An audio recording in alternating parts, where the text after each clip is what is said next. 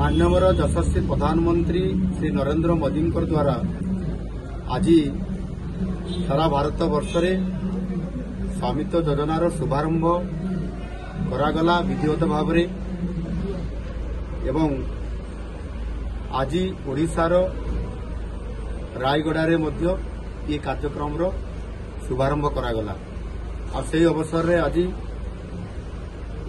आम रायगड़ा जिले में जो स्वामित्व योजना कार्यक्रम जेभली भाव में ड्रोन सर्वे माध्यम सर्वे करा जायकी एवं विशेष करी भारतीय सर्वेक्षण विभाग तरफ एवं राजस्व विभाग तरफ मिलित भाव में ये सर्वे कार्य करागला परे स्वामित्व योजना रे जेभली भाव में जो माने विशेष करी एथिरे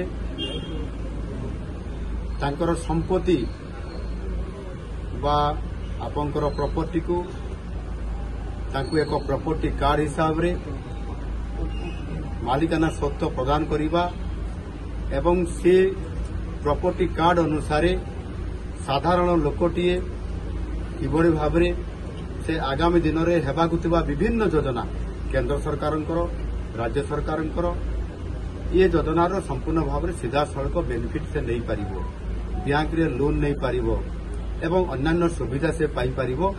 आगरू ये प्रकार बहुत बड़े गोटाए प्रतिबंधक थिला। ये स्वामित्व योजना माध्यम ताहा निश्चित भाव में से सीधा सड़क भाव में बैंक रे ये प्रॉपर्टी कार्ड देखदेला मात्रे जोटा कि संपत्ति पत्र कहूँ देखदेला मात्रे बैंक वाला ऋण जोगई देवे एवं ताहार कौ प्रॉपर्टी कौटा कौ जमी ताकू दिगला तार आइडेंटिफिकेशन बहुत समय हो पार नाला। गला सरकार किसी पट्टा देदेले जमी देदेले किंतु पट्टा पाखे जमी चिन्हट कला बेलू कौन जमीदार पाई पार नाला।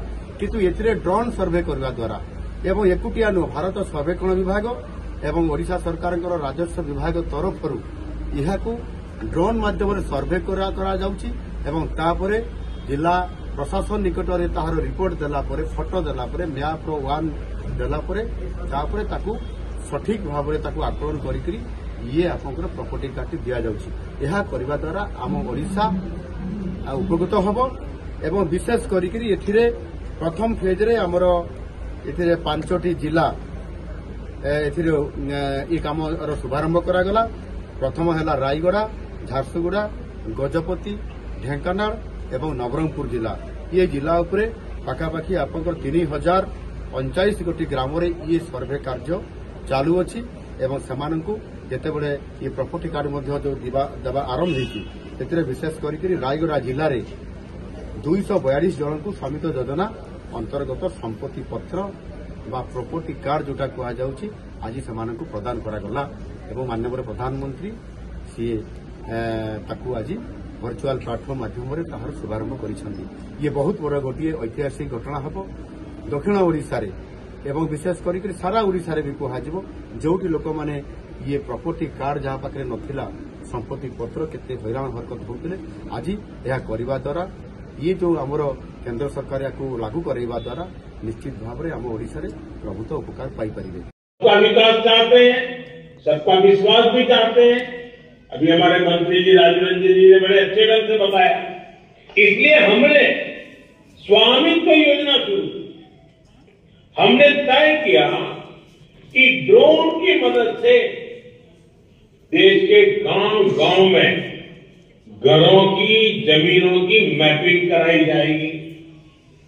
गांव के लोगों को उनकी आवासीय संपत्ति के कागज दिए जाएंगे।